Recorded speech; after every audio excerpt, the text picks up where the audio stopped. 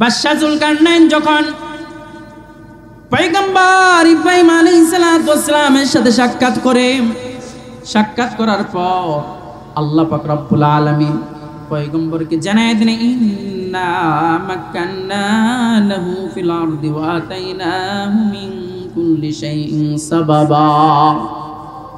আমি আল্লাহ তাআলা জমিনের মধ্যে সব ধরনের ব্যবস্থাপনা দিয়েছি এবং তাকে যা দরকার, ওয়া আতাইনাহু মিন কুল্লি শাইইন সাবাবা, দুনিয়াতে চলতে গেলে তার যা প্রয়োজন সব প্রয়োজন আমি আল্লাহ তাআলা তাকে দিয়েছি। সুবহানাল্লাহ বলবেন না? ফাআতবা সাবাবা, তিনি তারপরে একটা পথ অবলম্বন করলেন। পথ অবলম্বন করে উনি পৃথিবী একেবারে পশ্চিম প্রান্তে যেখানে সূর্য অস্ত যায়, আল্লাহ তাআলা বলে দেন, হাত্তা ইদা বালাগা মাগরিবাশ শামসি ওয়াজাদাহা তাগরুবু ফি আইনিন হামিয়াতিন ওয়া ওয়াজাদা ইনদাহা কওমা। তিনি ভ্রমণ করতে করতে চলে গেলেন পৃথিবীর একেবারে যেখানে সূর্য অস্ত যায়, সূর্য ডুবে। আপনারা এখানে যারা আছেন কুয়াকাটা যান, কক্সবাজার যান, গিয়ে দেখেন যে সূর্য মনে হয় সমুদ্রে ডুবতেছে। তো সেখানে গিয়ে একেবারে পৃথিবীর পশ্চিম প্রান্তে ওখানে গিয়ে দেখেন যে একটা জাতি পেয়েছেন, ওখানে একটা জাতি রয়েছে এবং যেখানে সূর্যটা অস্ত যায় ডুবে, ওখানে কাদা মাটি একেবারে এবং কালো জলাশয়, ওখানে সূর্য অস্ত যায়। ওই এলাকার মানুষগুলো তো এমন অবস্থাটা তাদের হলো এমন যে তারা কোরআন এবং হাদিস অনুযায়ী চলে না, মানে তারা কোনো নবীর অনুসারী ছিল না। আয়াত দ্বারা বোঝা যায় তারা কাফের ছিল, বেঈমান ছিল, আল্লাহর উপর ভরসা ছিল না। তারা জাতিটা হলো এমন, তাদের খাবার ছিল শুধু মাছ। তারা ওই সূর্য যখন অস্ত যাইত, এই অস্ত যাওয়া অবস্থায় যেই জলাশয়ে যেই কাদামাটির মধ্যে সূর্য অস্ত যাইত, ডুবে যেত, ওটার মধ্যে মাছ তারা তাপ দিয়ে খাবার খাইত। আর তারা কখনো আল্লাহ কি জিনিস আল্লাহকেই চিনে না। হযরত জুলকারনাইন উনি গেলেন, যাওয়ার পর বলতেছে, কি ব্যাপার, তোমরা তো আল্লাহকে মানো না? তখন বলে, আল্লাহ আবার কে? আমরা তো, আমাদের কাছে তো আল্লাহ বলতে কেউ নেই, আল্লাহকে চিনি না। সূর্য অস্ত যায়, এখানে আমরা মাছ ওই সূর্যের মধ্যে তাপ দিই, তাপ দিয়ে আমরা ভক্ষণ করি। আর অবস্থাটা হলো এমন যে তারা বসবাস করতো যে এলাকায়, যে জায়গাটা পুরাটা সূর্য যেখানে অস্ত যায় একেবারে কাদামাটি যে আছে ওখানে বাসমান অবস্থার মতো তারা বসবাস করত। আলহামদুলিল্লাহিল্লাযী হাদানা ইলা খায়রিল আদিয়ান ওয়া মা কুন্না লিনাহতাদিয়া লাউলা আন হাদানাল্লাহ وأكمل لنا ديننا وأتم علينا نعمته ورضي لنا الإسلام دينا ونشهد أن لا إله إلا الله وحده لا شريك له لا ضد له ولا ند له ولا مثل له ونشهد أن سيدنا وسندنا وحبيبنا وحبيب طبيبنا وطبيب قلوبنا ومولانا محمد صلى الله عليه وعلى آله وأصحابه وبارك وسلم تسليما كثيرا الذي يرسله الله تعالى بالحق بشيرا ونذيرا وداعيا إلى الله بإذنه وسراجا منيرا أما بعد فأعوذ بالله من الشيطان الرجيم بسم الله الرحمن الرحيم الرحيم ويسألونك عن ذي القرنين قل سأتلو عليكم منه ذكرا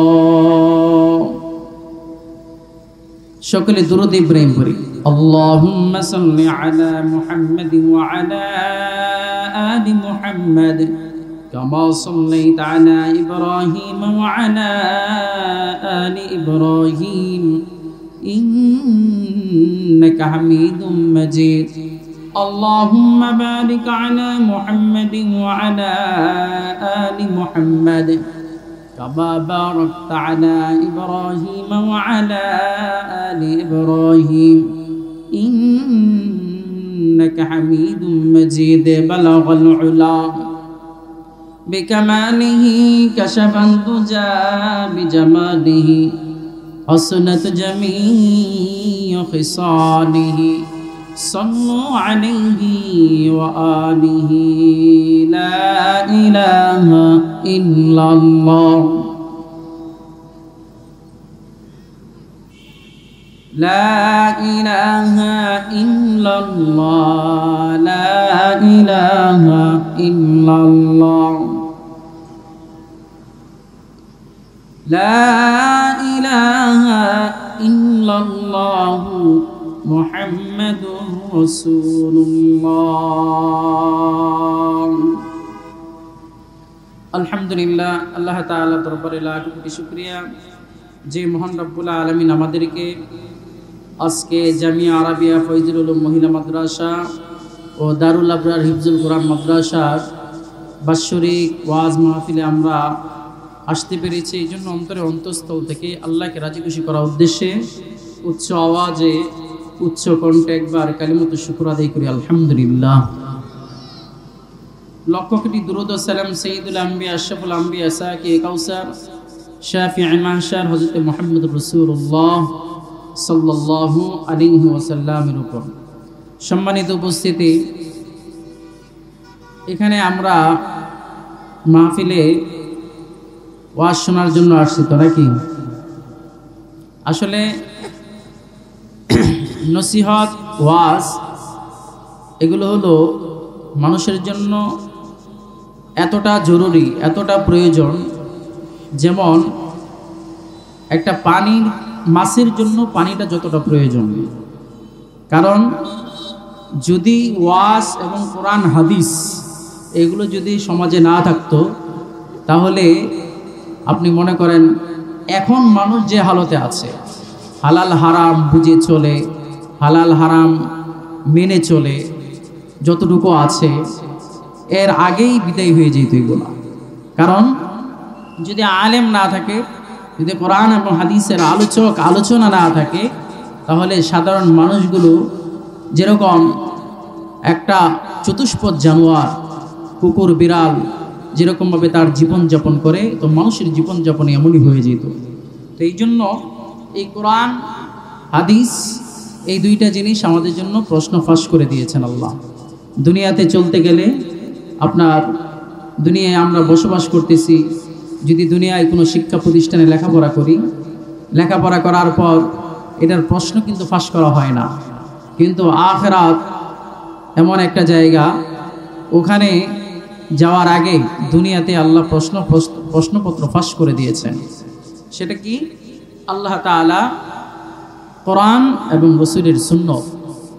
এই জন্য রাসূলুল্লাহ সাল্লাল্লাহু আলাইহি ওয়াসাল্লাম বিদায় হজের ভাষণের মধ্যে একটা কথা বলে গিয়েছেন, ক্বালা রাসূলুল্লাহ সাল্লাল্লাহু আলাইহি ওয়াসাল্লাম তারাকতু ফীকুম আমরাইন লাম তাদিল্লু মা তামাসসাকতুম বিহিমা কিতাবাল্লাহ ওয়া সুন্নাত রাসূলি। আল্লাহর নবী বলেন, সাহাবায়ে কেরামদেরকে উল্লেখ করে বলেন, সোয়া লক্ষ সাহাবীদেরকে নিয়ে বিদায় হজের সময় তাদেরকে উদ্দেশ্য করে বলেন, হে সাহাবী, তোমরা শুনে রাখো, তোমরা যতক্ষণ পর্যন্ত দুইটা বিষয়কে আঁকড়ে ধরবে, লাম তাদিল্লু মা তামাসসাকতুম বিহিমা, কখনো তোমরা পথভ্রষ্ট হবে না। এক নাম্বার হলো কিতাবাল্লাহ, এক নাম্বার হলো আল্লাহর কোরআন, দ্বিতীয় নাম্বার হলো ও সুন্নতে রাসূল। আল্লাহ রাসূলের সুন্নত, এই দুইটা জিনিস যদি থাকে তাহলেই মানুষ কখনো পথভ্রষ্ট হবে না। এখন এই দুইটা জিনিস পাইতে হলে কাদের কাছে আসতে হবে? এই দুইটা বিষয় যদি আমরা শিখি তাহলেই তো মাদ্রাসায় আসতে হবে। এই কোরআনে কারীম, আমি যে কোরআনে কারীম থেকে একটা আয়াত তেলাওয়াত করেছি, এই উদ্দেশ্যে আজকে বলার উদ্দেশ্য, মানে এটাই বলবো যে বিষয়টা তেলাওয়াত করেছি। তো এইগুলা জানতে হলে আলেম হতে হবে, আলেমদের কাছে যেতে হবে, ছেলেদেরকে আলেম বানাতে হবে, মেয়েদেরকে আলেমা বানাতে হবে, তাহলেই আমাদের জন্য সম্ভব অনেক কিছু শেখা। পুরা কোরআনের মধ্যে যতগুলো আয়াত এবং সূরা আছে, এই ৬,৬৬৬ আয়াত বা ৬,৬৩২টা আয়াত যেটা বলি, তো এর মধ্য থেকে শুধু ৫০০ আয়াত আছে বিধিবিধানের, আর বাকিগুলো হলো কিসসা এবং ঘটনা। এর অর্থ হলো কি, কিসসা ঘটনা কি, আল্লাহ নিজে আমাদের নবীকে জানাইয়া দিয়েছেন ইতিপূর্বের ঘটনা এটা ঘটেছে, ইতিপূর্বের নবী যে ছিলেন তার এই অবস্থা হয়েছে, সব ঘটনাগুলো বর্ণনা করে দিয়েছেন। তো আল্লাহ নবী সাল্লাল্লাহু আলাইহি ওয়াসাল্লাম মক্কায় যেদিন হেরা গুহা থেকে নবুয়ত প্রাপ্ত হলেন, তখন মক্কার কুরাইশ এবং কাফেররা চিন্তিত হয়ে গেল যে আমরা ৩৬০টার মূর্তি পূজা করি, ৩৬০টা মূর্তি পূজা করি, আর এক মোহাম্মদ এক আল্লাহর দাওয়াত দেয়, এটার তো একটা বিহিত করতে হবে। তো এই জন্য তারা মক্কা থেকে কিছু মুশরিক মদিনায় পাঠাইছে। মক্কা থেকে লিডার যারা আছে তারা মদিনায় কিছু মানুষ পাঠাইছে, কারণ মদিনায় যারা ইয়াহুদি ছিল, পূর্বের কিতাবের আলেম ছিল, তাদের কাছে গিয়ে একটা বিষয় জানার জন্য যে আমাদের আরবে মক্কাতে একজন নবী দাবি করেছে, নাম তার মোহাম্মদ, বাবার নাম আব্দুল্লাহ, তো মার নাম আমেনা, তো উনার ব্যাপারে আপনাদের কি রায় বা আপনারা কিতাবের মধ্যে কি পেয়েছেন? প্রশ্ন যখন করেছে গিয়ে মদিনার ইহুদি আলেমরা 3টা প্রশ্ন করছে, তাদেরকে মানে বলে দিয়েছে। 1 নাম্বার প্রশ্ন, ইতিহাসে এমন কিছু যুবক আছে যারা কাহাববাসী, তাদের ঘটনা কি? 2 নাম্বার প্রশ্ন হলো রূহ কাকে বলে, এই সম্পর্কে প্রশ্ন। 3 নাম্বার প্রশ্ন হলো পৃথিবীতে এমন একজন বাদশা ছিল যিনি পূর্ব পশ্চিম দিগন্তে ভ্রমণ করেছেন এবং সারা পৃথিবী তাকে আল্লাহ তাআলা ভ্রমণের সুযোগ দিয়েছেন। এই 3টার উত্তর যদি সঠিকভাবে দিতে পারে তাহলে তোমরা ফাত্তাবিউ, তোমরা তার অনুসরণ করবা। এছাড়া যদি এই 3টার উত্তর না দেয় তাহলে আর মানে অনুসরণের দরকার নেই। মক্কার কাফেররা সে মদিনা থেকে আসলো, আসার পর 3টা প্রশ্ন করছে। 3টা প্রশ্ন করার পর আল্লাহর নবী বলছেন যে আগামীকাল বলবো, কিন্তু ইনশাআল্লাহ বলেন নাই। তো এই জন্য একাধারে 15 দিন ওহী আসে নাই। আল্লাহ নবীর কাছে জিবরাইল আমিন আলাইহিস সালাতু ওয়াস সালাম আর আসেন নাই। না আসলে তখন আল্লাহর নবী তো বড় পেরেশানি হয়ে গেছেন যে হাই হাই, বললাম আগামীকাল বলবো, এখন তো আর ওহী আসে না। মক্কার কাফেররা শুরু করলো যে হ্যাঁ মিথ্যাবাদী নবী, একের পর এক বিভিন্ন কথা। 15 দিন পর আল্লাহ তাআলা এই সূরা কাহাফটা নিয়ে জিবরাইল আমিন আলাইহিস সালাতু ওয়াস সালামকে আল্লাহ তাআলা পাঠিয়েছেন। তখন আল্লাহ নবীকে জানায় দিলেন, হে নবী, যখন কোনো কাজ করার ইচ্ছা করেন, ইন্নী ফাইলুন যালিকা গাদা, আপনি যখন বলেন যে আগামীকাল কোনো কাজ করব, তখন এই কথাটা বলবেন ইনশাআল্লাহ। ইনশাআল্লাহ এই শব্দটা বলবেন, তাহলে আল্লাহ তাআলা আপনার জন্য সহজ করে দিবেন। তো রাসূলুল্লাহ সাল্লাল্লাহু আলাইহি ওয়াসাল্লাম এই শব্দটা না বলার কারণে আল্লাহ তাআলা 15 দিন ওনার ওহী বন্ধ করে দিয়েছিলেন। তারপর এখানে এই 3টা ঘটনাই সুন্দর করে বর্ণনা করে দিয়েছেন। এই 3টা ঘটনার মধ্যে আপনাদের সামনে যে আয়াতে কারিমা তেলাওয়াত করেছি, এই আয়াতে কারিমার আলোকে 3য় নাম্বার ঘটনা যেটা, এটি আপনাদের সাথে একটু বলতে চাইছি, যদি আপনারা ধৈর্য সহকারে শোনেন ইনশাআল্লাহ। আল্লাহ তাআলা বলেন, ওয়াসআলুনাকা আন যিল করনাইন, হে নবী, মক্কার কাফেররা আপনাকে প্রশ্ন করবে যুলকারনাইন সম্পর্কে। ওয়ায়াসআলুনাকা আন যিল কারনাইন, যুলকারনাইন সম্পর্কে আপনার কাছে প্রশ্ন করবে। যুলকারনাইন কে এটা জানতে হবে। পৃথিবীতে 4 জন বাদশাহ, 2 জন কাফের, 2 জন মুমিন। কাফেরদের মধ্যে একজন হলো বুখতে নসর, দ্বিতীয় হলো নমরুদ। আর মুসলমানদের মধ্য থেকে একজন হলো নবী সুলাইমান আলাইহিস সালাম, আরেকজন হলো বাদশাহ যুলকারনাইন। আসলে যুলকারনাইন কেন বলা হয়, অনেকগুলো ব্যাখ্যা রয়েছে। তার মধ্যে 1 নম্বর ব্যাখ্যা হলো যে তার এই মাথার এদিক দিয়ে সিংহের মতো ছিল, এই জন্য যুলকারনাইন বলা হয়েছে। আরেকটা হলো আল্লাহ তাআলা তাকে এমন ইলম দান করেছেন, যেমন স্বাভাবিক ইলম জানতো এবং মারিফাতীয় ইলমও আল্লাহ তাআলা তাকে দিয়েছিলেন। এই বাদশাহ যুলকারনাইন উনি কোন সময়ের লোক, কোন জামানার লোক? সিকান্দার, ইস্কান্দার। মানুষে অনেকে বলে যে বাদশাহ সিকান্দার, আসলে এই সিকান্দার সেই সিকান্দার না। ইনি হলেন হযরতে ইব্রাহিম আলাইহিস সালামের জামানা। ইব্রাহিম আলাইহিস সালামের সাথে ওনার সাক্ষাৎ হয়েছে। তো ইব্রাহিম আলাইহিস সালাম যখন বাইতুল্লাহ ছিলেন, বাইতুল্লাহ ইসমাইল এবং হযরতে ইব্রাহিম এবং ইসমাইল আলাইহিস সালাম যখন বাইতুল্লাহ নির্মাণ করেন, তখন এই বাদশাহ সিকান্দার আল্লাহ তাকে এমন পাওয়ার দিয়েছিলেন, যেমন বাতাস অনুগত, বাতাস তার অনুগত ছিল, যেমন পয়গম্বর সুলাইমান আলাইহিস সালামের জন্য অনুগত ছিল। এবং এক কথায় একটা পৃথিবী চালাতে, দুনিয়াতে চালাতে যা দরকার তাকে সব কিছু দিয়েছিলেন। তো হযরতে যুলকারনাইন উনি হযরত ইব্রাহিম আলাইহিস সালামের সাথে সাক্ষাৎ করেন। সাক্ষাৎ করে তার সাথে মুআনাকা করেন এবং মুসাফা করেন এবং ইব্রাহিম আলাইহিস সালামের ধর্মে উনি অনুসারী হয়ে এই সারা পৃথিবীতে দ্বীনের দাওয়াত প্রচার করেন এবং এক একটা দেশ বিজয়ী করেন। তো আল্লাহ তাআলা নবী আলাইহিস সালামকে জানায় দেন, হে নবী, আপনাকে প্রশ্ন করা হবে যুলকারনাইন সম্পর্কে, আপনি বলে দেন কুল সাআতলু আলাইকুম মিনহু যিকরা।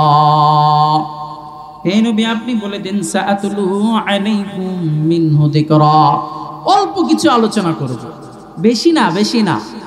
আল্লাহ বলে দিতেছেন পয়গম্বরকে, হে পয়গম্বর, আপনি তাদেরকে বলে দেন সাআতলু আলাইকুম মিনহু যিকরা, সাআতলু আলাইকুম মিনহু যিকরা, অল্প সামান্য আলোচনা করব, এই আলোচনাটা তাদের জন্য ফলপ্রসূ হবে। বাদশাহ যুলকারনাইন যখন পয়গম্বর ইব্রাহিম আলাইহিস সালামের সাথে সাক্ষাৎ করে, সাক্ষাৎ করার পর আল্লাহ পাক রব্বুল আলামিন পয়গম্বরকে জানায় দেন, ইন্না মাক্কান্না লাহু ফিল আরদি ওয়া আতাইনাহু মিন কুল্লি শাইইন সাবাবা। আমি আল্লাহ তাআলা জমিনের মধ্যে সব ধরনের ব্যবস্থাপনা দিয়েছি এবং তাকে যা দরকার, ওয়া আতাইনাহু মিন কুল্লি শাইইন সাবাবা, দুনিয়াতে চলতে গেলে তার যা প্রয়োজন, সব প্রয়োজন আমি আল্লাহ তাআলা তাকে দিয়েছি। সুবহানাল্লাহ বলবেন না? ফাআতবা সাবাবা, তিনি তারপরে একটা পথ অবলম্বন করলেন। পথ অবলম্বন করে উনি পৃথিবী একেবারে পশ্চিম প্রান্তে, যেখানে সূর্য অস্ত যায়, আল্লাহ তাআলা বলে দেন, হাত্তা ইদা বালাগা মাগরিবাশ শামসি ওয়াজাদাহা তাগরুবু ফি আইনিন হামিয়াতিন ওয়া ওয়াজাদা ইনদাহা কওমা। তিনি ভ্রমণ করতে করতে চলে গেলেন পৃথিবীর একেবারে যেখানে সূর্য অস্ত যায়, সূর্য ডুবে। আপনারা এখানে যারা আছেন, কুয়াকাটা যান, কক্সবাজার যান, গিয়ে দেখেন যে সূর্য মনে হয় সমুদ্রে ডুবতেছে। তো সেখানে গিয়ে একেবারে পৃথিবীর পশ্চিম প্রান্তে ওখানে গিয়ে দেখেন যে একটা জাতি পেয়েছেন, ওখানে একটা জাতি রয়েছে এবং যেখানে সূর্যটা অস্ত যায়, ডুবে, ওখানে কাদা মাটি একেবারে এবং কালো জলাশয়, ওখানে সূর্য অস্ত যায়। ওই এলাকার মানুষগুলো তো এমন অবস্থাটা তাদের হলো এমন যে তারা কোরআন এবং হাদিস অনুযায়ী চলে না, মানে তারা কোনো নবীর অনুসারী ছিল না। আয়াত দ্বারা বোঝা যায় তারা কাফের ছিল, বেঈমান ছিল, আল্লাহর উপর ভরসা ছিল না। তারা জাতিটা হলো এমন, তারা তাদের খাবার ছিল শুধু মাছ। তারা ওই সূর্য যখন অস্ত যাইত, এই অস্ত যাওয়া অবস্থায় যেই জলাশয়ে যেই কাদামাটির মধ্যে সূর্য অস্ত যাইত, ডুবে যেত, ওটার মধ্যে মাছ তারা তাপ দিয়ে খাবার খাইত। আর তারা কখনো আল্লাহ কি জিনিস আল্লাহকেই চিনে না। হযরত যুলকারনাইন উনি গেলেন, যাওয়ার পর বলতেছে, কি ব্যাপার, তোমরা তো আল্লাহকে মানো না। তখন বলে, আল্লাহ আবার কে? আমরা তো, আমাদের কাছে তো আল্লাহ বলতে কেউ নেই, আল্লাহকে চিনি না। সূর্য অস্ত যায়, এখানে আমরা মাছ ওই সূর্যের মধ্যে তাপ দিই, তাপ দিয়ে আমরা ভক্ষণ করি। আর অবস্থাটা হলো এমন যে তারা বসবাস করতো যে এলাকায়, যে জায়গাটা পুরাটা সূর্য যেখানে অস্ত যায়, একেবারে কাদামাটি যে আছে ওখানে বাসমান অবস্থার মতো তারা বসবাস করত। তখন আল্লাহ তাআলা বলে দেন, কুলনা ইয়া যাল করনাইন ইম্মা আন তুআযিবা ওয়া ইম্মা আন তাত্তাখিযা ফীহিম হুসনা। হে যুলকারনাইন, ইচ্ছা করলে তুমি তাদেরকে শাস্তিও দিতে পারো, নয়তোবা তুমি তাদেরকে দাওয়াত দিয়ে দ্বীনে ইব্রাহিমের মধ্যে ঢুকায় রাখতে পারো। তো হযরতে যুলকারনাইন রহমতুল্লাহি আলাইহি উনি তাদেরকে, তাফসীরি কিতাবের মধ্যে আসছে, তাদেরকে দাওয়াত দিলেন। কিছু মানুষ ঈমান গ্রহণ করলো, আর অধিকাংশ মানুষই ঈমান গ্রহণ করে নাই। তো যারা ঈমান গ্রহণ করে নাই তাদেরকে হত্যা করে ফেলেছে, আর যারা ঈমান গ্রহণ করেছে তাদের জন্য, প্রত্যেকের জন্য এমন ঘরের ব্যবস্থা করে দিয়েছে, ঘরের ব্যবস্থা, এবং তাদের জন্য আলাদা আলাদা খাবারেরও ব্যবস্থা করে দেওয়া হয়েছে। শুধু তারা মাছ খেয়ে জীবনযাপন করত। আল্লাহ পাক রব্বুল আলামিন যুলকারনাইন রহমতুল্লাহি আলাইহি বা যুলকারনাইন আলাইহিস সালাতু ওয়াসসালামের মাধ্যমে আল্লাহ তাআলা সেখানে তাদের সব ধরনের খাবারের ব্যবস্থা আল্লাহ করে দিয়েছেন। সুবহানাল্লাহ। সেখান থেকে এবার বাদশা যুলকারনাইন পশ্চিম প্রান্তে পৃথিবীর। এখন প্রশ্ন হতে পারে, যেখানে সূর্য অস্ত গেল এটাই কি পৃথিবীর শেষ? প্রশ্ন হতে পারে কিনা। আপনারা একটা গুগল ম্যাপ দেখেন, বিশ্ব মানচিত্র যেটাকে বলে, সেটা হলো বিজ্ঞানের থিওরি অনুযায়ী একটা গুগল ম্যাপ এবং বিশ্ব মানচিত্র আয়তন নির্ধারণ করা হয়েছে। কিন্তু আসলে পৃথিবীর আয়তন কতটুকু একমাত্র আল্লাহ জানেন। সুবহানাল্লাহ। আল্লাহ ছাড়া আর কেউ জানেন না পৃথিবীর আয়তন কতটুকু, পৃথিবীর দূরত্ব কতটুকু, পৃথিবী কতটা ছোট। সময় আমরা শুনেছি যে কি বলে, সারা পৃথিবীটা একটা ষাঁড়ের একটা সিংহের মতো উপরে দাঁড়িয়ে আছে। হ্যাঁ, আবার 1 বছর রাখার পর তখন দেখা গেল ওই ষাঁড় সারা পৃথিবী তার রাখতে কষ্ট হয়, তখন এই সিং থেকে এই সিংহে নিয়ে আসার পর তখন একটু নড়াচড়া করে, এই জন্য পৃথিবীতে ভূমিকম্প হয়। আসলে বিষয়টা এমন না। আসল হলো এটাই যে আল্লাহ তাআলার কুদরতে খাম্বা সারা এই সপ্ত আসমান আল্লাহ তাআলার হুকুমের উপরে, চন্দ্র সূর্য জমিন সব কিছু আল্লাহর হুকুমের উপরে দাঁড়িয়ে আছে, আল্লাহর হুকুমের উপরে দাঁড়িয়ে আছে। এরপরে হযরতে যুলকারনাইন উনি এই পশ্চিম দিগন্ত থেকে চলে গেলেন একেবারে পূর্ব দিগন্তে যখন চলে গেলেন, সুম্মা আদবা সাবাবা, তিনি আরেকটা পথ অবলম্বন করলেন। হাত্তা ইযা বালাগা মাতলিআশ শামসি ওয়াজাদাহা তাতলু আলা কওমিন লাম নাজআল লাহুম মিন দুনিহা সিতরা। এমন একটা জায়গায় গেলেন পৃথিবীর পূর্ব প্রান্ত যেখানে সূর্য ওঠে। ওখানে গিয়ে এমন একটা জাতি পেলেন, তারা আমরা যেরকম ঘরবাড়ি বানাই, তারা কিন্তু ঘরবাড়ি বানাতে পারে না। তাদের এক সূর্যের নিচেই বসবাস। তো তারা গর্ত খুদে খুদে ভিতরে চলে যেত সূর্য যখন উদিত হতো। কিন্তু তাদের কোনো পোশাকেরও ব্যবস্থা নাই, তারা যে পোশাক দিয়ে শরীর ঢাকবে এমনও ব্যবস্থা নাই, এবং এই জ্ঞান তাদের নাই। আরেকটা হলো তাদের ঘর বাড়ি বানানোর যে একটা কৌশল, এটা তারা জানতো না।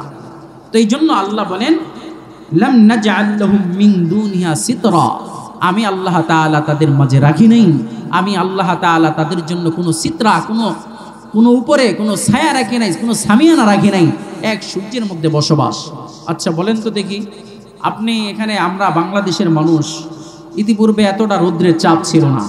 এখন বর্তমানে 2-4-10 বছর ধরে যে রৌদ্রের তাপ, যে গরম, মানুষ 1 মিনিটও বাইরে থাকতে পারে না, কষ্ট হয়।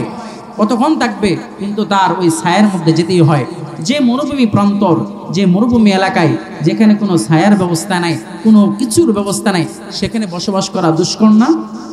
তখন আল্লাহ তাআলা বলে দেন যে তাদের জন্য লাম নাজআল লাহুম মিন দুনিহা সিতরা, তাদের জন্য কোনো ব্যবস্থাপনা নাই, কোনো ঘর বাড়ি নাই, কোনো সামিয়ানা নাই। এরপরে এদের অবস্থাটা হলো, তখন তাদের কাছে গেলেন, তাদেরকে দাওয়াত দিলেন। দাওয়াত দেওয়ার পর তাফসীরের কিতাবের মধ্যে আল্লামা ইবনে কাসির রাহমাতুল্লাহি আলাইহি লেখেন, এবং তাফসীরে মাআরিফুল কুরআন ইদ্রিস কান্দরী রাহমাতুল্লাহি আলাইহি ওনার কিতাবের মধ্যে বলেন যে যখন সুলকাননাইন তাদের কাছে গেল, তাদের কাছে যাওয়ার পর তাদেরকে দাওয়াত দিল। দাওয়াত দেওয়ার পর তাদেরকে এই ইব্রাহিম আলাইহিস সালামের ধর্মের মধ্যে অনুসারী হয়ে তাদেরকে প্রবেশ করালেন, এবং তাদের জন্য সেখানে ঘর বাড়ি কীভাবে বানাতে হয় এই শিখাইয়া দিয়া হযরতে যুলকারনাইন আলাইহিস সালাম ওখান থেকে এখন আরেকটা রাস্তা অবলম্বন করবেন। সেই রাস্তাটাই হলো আজকে বলার উদ্দেশ্য। সেই রাস্তাটা হলো আরেকটা দিকে যাবেন। এরপরে উনি আরেকটা রাস্তায় ধরলেন। সেটা কোন রাস্তা? হাত্তা ইদা বালাগা বাইনাস সাদদাইনি ওয়াজাদা মিন দুনিহিমা কওমা, যুলকারনাইন তার দল বল নিয়ে পৃথিবীর উত্তর প্রান্তে এমন একটা জায়গায় গেলেন, এমন একটা দেশের মধ্যে গেলেন, পৃথিবীর একেবারে উত্তর প্রান্তে। লা ইয়াকাদুনা ইয়াফকাহুনা কওলা, ওই এলাকার মানুষের কাছে যখন গেছেন, কিন্তু ওই এলাকার মানুষ না বুঝে যুলকারনাইনের ভাষা, যুলকারনাইন রহমতুল্লাহ আলাইহি উনিও তাদের কোনো ভাষা বুঝে না। আচ্ছা বলেন তো, যদি কোনো মানুষ এটা কোনো কিছু না বুঝার কারণ হলো যে ওই এলাকার মানুষ যখন যুলকারনাইনের ভাষা বুঝতেছে না, এবং যুলকারনাইনও ওনাদের ভাষা বুঝতেছে না, এখন তারপরে কি করবেন? তখন একজন দুভাষী, যে দুই ভাষা সম্পর্কে জানে, তার মাধ্যমে কথা রিপিট করা হচ্ছে, কথা আদান প্রদান করা হচ্ছে। তখন ক্বালু ইয়া যাল কারনাইন, তাদের মধ্য থেকে তারা বলতেছে ওই দুভাষীর মাধ্যমে, ক্বালু ইয়া যাল কারনাইন, হে যুলকারনাইন, ইন্না ইয়াজুজ ওয়া মাজুজ মুফসিদুনা ফিল আরদি ফাহাল নাজআলু লাকা খরজান আলা আন তাজআলা বাইনানা ওয়া বাইনাহুম সাদ্দা। হে বাদশা যুলকারনাইন, ইয়াজুজ এবং মাজুজ দুইটা জাতি আছে। এই দুইটা জাতি আমাদের এখানে, আমাদের এলাকার মধ্যে প্রবেশ করে গরু ছাগল এবং যত কৃষি ক্ষেত আছে সব নষ্ট করে ফেলে, হাত্তাকে আদমখুর মানুষদেরকেও খেয়ে ফেলে। এমনকি মানুষদেরকে তো খায় এবং ধরে ধরে নিয়ে যায়, ধরে ধরে নিয়ে সেখানে তারা নাস্তা খায়, খাবার খায়। ইন্না ইয়াজুজ ওয়া মাজুজ মুফসিদুনা ফিল আরদি ফাহাল নাজআলু লাকা খরজান, হে যুলকারনাইন, আপনি আমাদের কাছ থেকে টাকা নেন, আমরা টাকা দেব, আমরা পয়সা দেব। আলা আন তাজআলা বাইনানা ওয়া বাইনাহুম সাদ্দা, আপনি আমাদের মাঝে এবং তাদের মাঝে একটা প্রাচীর নির্মাণ করে দিবেন। তারা যে জায়গায় আসতো, যে জায়গা দিয়ে আসতো, এই মানুষের বসবাসের স্থান এবং ইয়াজুজ মাজুজের বসবাসের স্থান, মাঝখানে একটা পাহাড় ছিল, মাঝখানে একটা পাহাড়। এই পাহাড়ের পাদদেশ দিয়ে তারা এসে শুধু কোনটা বাকি রাখে নাই, রাহাজানি বলেন, ছিনতাই বলেন, চুরি বলেন, ডাকাতি বলেন, শুধু তাই না, ছোট ছোট বাচ্চা মানুষ এদেরকে ধরে ধরে খেয়ে ফেলতো। আচ্ছা, ইয়াজুজ মাজুজ সম্পর্কে তো একটু জানা দরকার। হযরত নূহ আলাইহিস সালামের প্লাবন হওয়ার পর হযরত নূহ আলাইহিস সালামের 4টা ছেলে ছিল। কয়টা ছেলে ছিল? একটার নাম হলো কেনান, যেটা বন্যায় ডুবে গেছে। তারপরে ওই নৌকা থেকে 80 জন মানুষ যখন আসলেন, নৌকা থেকে সারা পৃথিবী প্লাবন হলো। ওই প্লাবন হওয়ার পর ওই নৌকার মধ্যে হযরত নূহ আলাইহিস সালামের 3টা ছেলে ছিল, হাম, সাম, ইয়াফেস।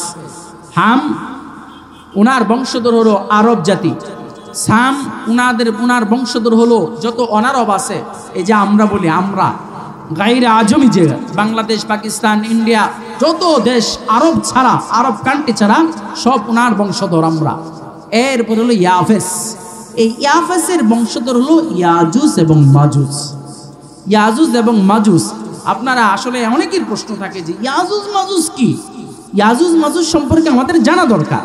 তো আসলে ইয়াজুজ মাজুজ অবস্থানটা হলো তারা এমন, তখন এই ইয়াজুজ মাজুজদের এই অত্যাচার মানুষের আর সহ্য হয় না। তখন জুলকারনাইনকে যখন বলল আলা আনতাজালা, আপনি আমাদের মাঝে একটা প্রাচীর নির্মাণ করে দিবেন এবং আমাদের থেকে খারাজান, খেরাস নেন, টাকা নেন, পয়সা নেন, প্রয়োজনে যা দরকার ওই ব্রিজ বানাইতে, ওই প্রাচীর বানাইতে যা দরকার সব নেন, আমরা ব্যবস্থা করে দিব। হযরতে জুলকারনাইন রহমতুল্লাহ আলাইহি উনি বলেন যে না, قال ما مكنني فيه ربي خير فأعينوني بقوة, আমার আল্লাহ আমাকে যা দিয়েছেন এটাই আমার জন্য যথেষ্ট, তোমাদের দরকার নাই, তোমরা শুধু আমাকে একটু কর্ম সহযোগিতা করবা। কর্ম সহযোগিতা অর্থ হলো তোমরা নিজেদের হাত দ্বারা আমাকে একটু সহযোগিতা করবা, কারণ রাষ্ট্র চালানোর মতো যা দরকার আল্লাহ আমাকে দিয়েছেন। খায়রুন ফাআইনুনি বিকুওয়াতিন, তোমরা আমাকে একটু সহযোগিতা করবা তোমাদের শক্তি দ্বারা। আজআল বাইনাকুম ওয়া বাইনাহুম রাদমা, আমি তোমাদের মাঝে এবং তাদের মাঝে সুন্দর করে একটা প্রাচীর বানায় দিব, আমি তোমাদের মাঝে এবং তাদের মাঝে একটা প্রাচীর বানায় দিব। আতুনি জুবারাল হাদিদ, তবে শর্ত হলো তোমরা এলাকার যত তামা, লোহা, লোহার পাত এগুলো জোগাড় করো, এগুলো কোথায় আছে আমাকে একটু বলো। তখন সবাই জোগাড় করলো, ব্যবস্থাপনা করলো। ব্যবস্থাপনা করার পর যখন এই বিশাল বিশাল বড় প্রাচীর, ইতিহাসে এমন প্রাচীর আর নাই, এই একটা প্রাচীর, এই প্রাচীরটা যখন বানানো হবে তখন প্রশ্ন হতে পারে এত বড় বিশাল প্রাচীর বানতে হলে, প্রাচীর তুলতে হলে এটা তো লোহা গরম করে কি করতে হবে, লোহা গরম করে এটাতে গলাতে হবে।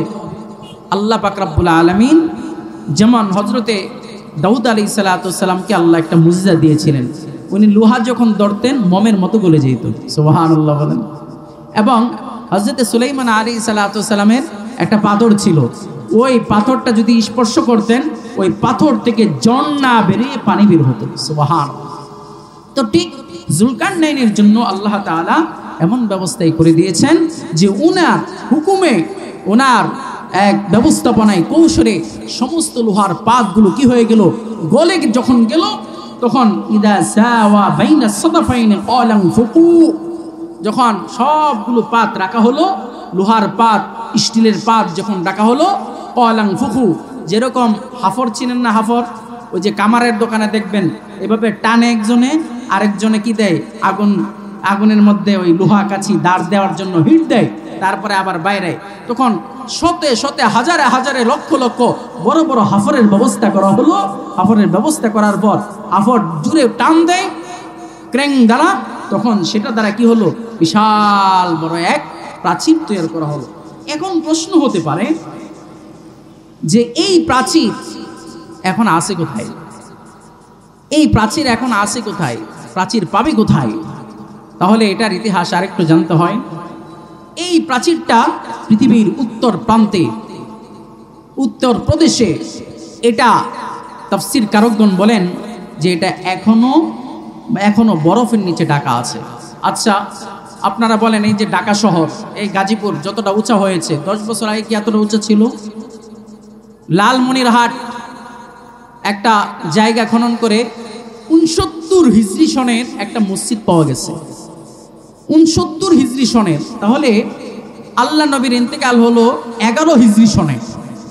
আল্লাহ নবীর ইন্তেকালের পর 50 বছর পরের মসজিদ যেটা, এটা লালমনিরহাটে পাওয়া গেছে, গত 2-4-5 বছর আগে পাওয়া গেছে।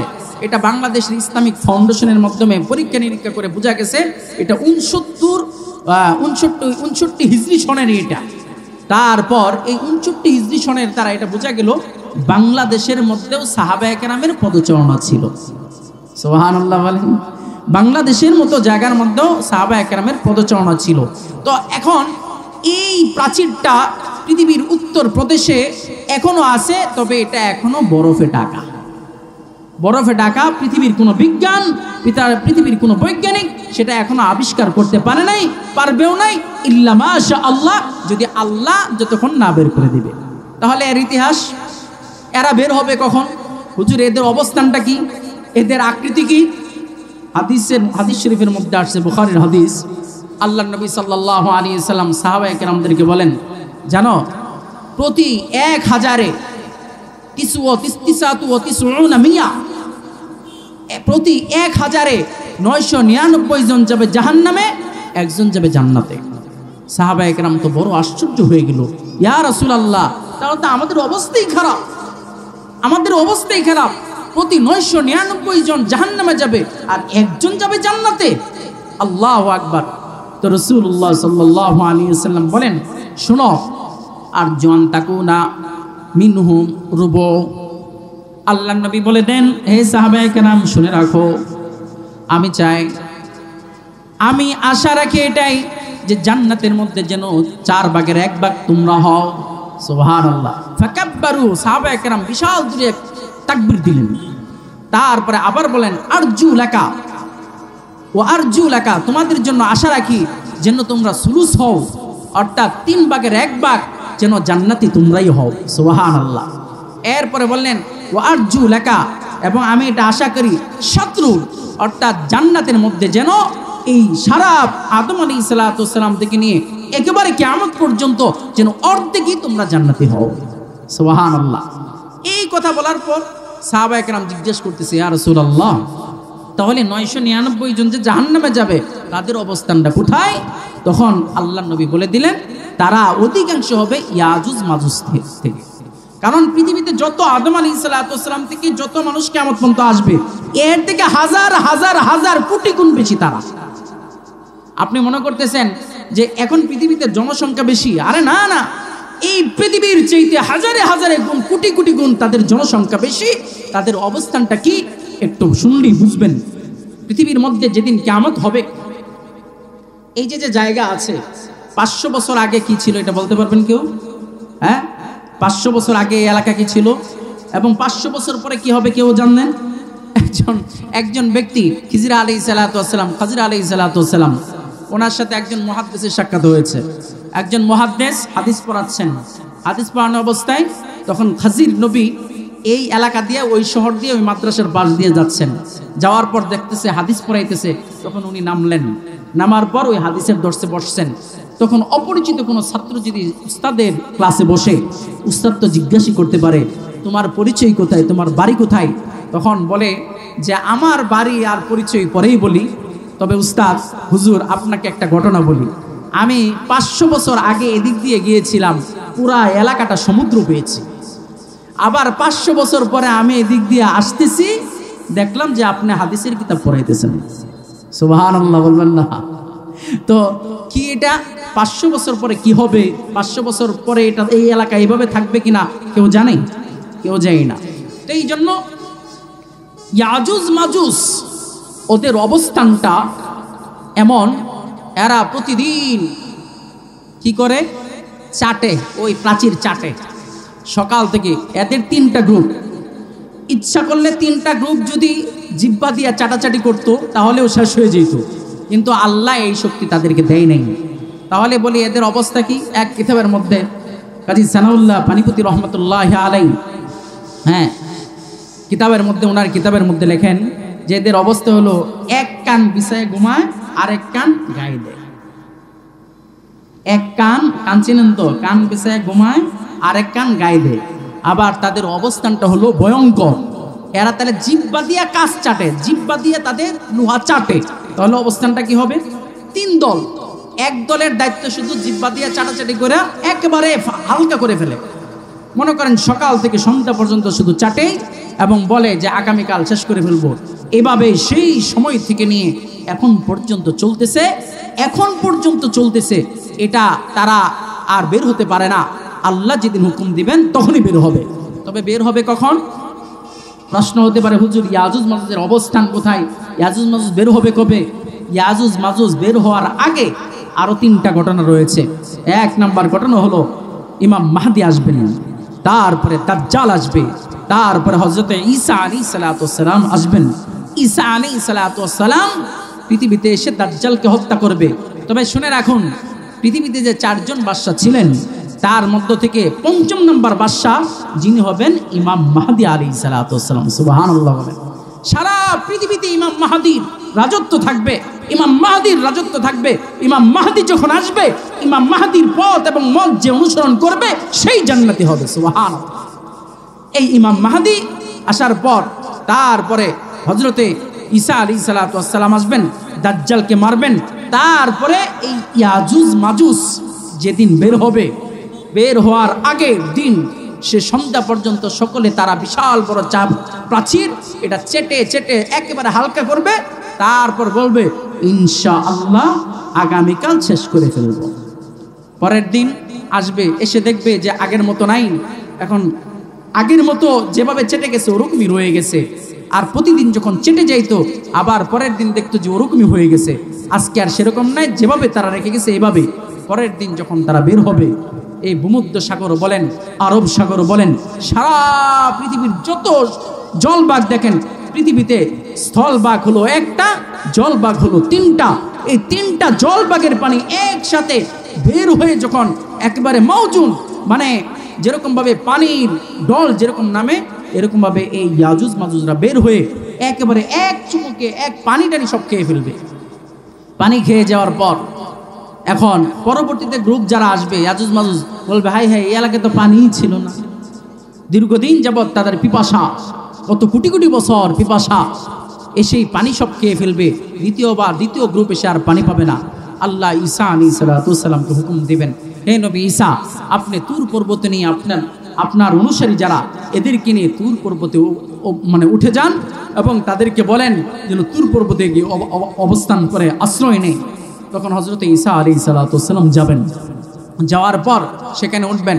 এখন তারা পৃথিবীতে যে এমনভাবে যারা বেঈমান কাফের আছে এদেরকে খাবে, এদের উপরে জুলুম করবে।